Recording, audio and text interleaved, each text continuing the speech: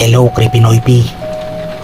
Share ko lang tong panaginip na hanggang ngayon, hindi ko pa rin makalimutan. Ako nga pala si Rico at 1 linggo pa lang ang nakakalipas mula nung napanaginipan ko to. Sa panaginip ko, nagising ako sa gitna ng gabi. Tahimik ang paligid, pero parang may kakaiba. Pagtingin ko sa bintana, wala akong makitang ilaw kahit saan. Akala ko brownout lang, pero nang subukan kong sindihan ng ilaw, ayaw gumana. Kahit flashlight sa cellphone, hindi rin. Lumabas ako ng bahay at doon ko napansin na parang natabunan na makapal na usok ang langit. Hindi makita ang buwan o kahit mga bituin.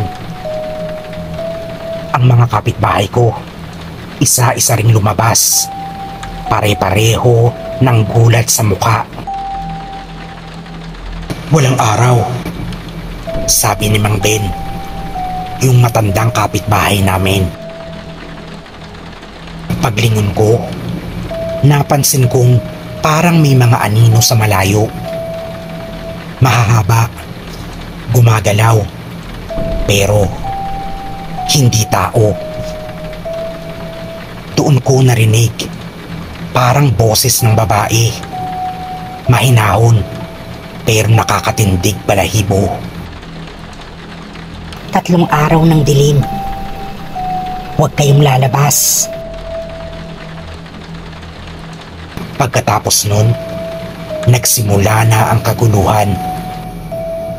May mga tao raw na pinasok ng mga nilalang ng dilim. Mga pamilyang biglang nawala.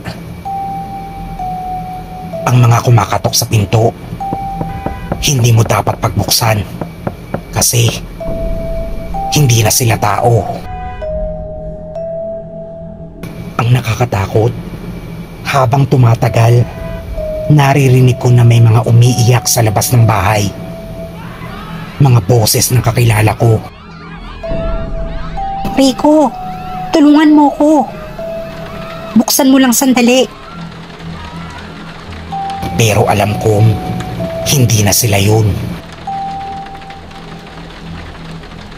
Sa 3 araw, bigla akong nagising. Basang-basa ng pawis, humihingal at nanginginig. Akala ko bangungot lang talaga. Pero nang buksan ko ang phone ko, may nakita akong notification. Prepare for the 3 days of darkness. October 27. Hanggang ngayon, hindi ko alam kung totoo yun o mangyayari ba talaga yun. Pero gabi-gabi, tuwing 3:00, bigla akong nagigising. At pakiramdam ko, may mga matang nakatingin sa akin mula sa dilim.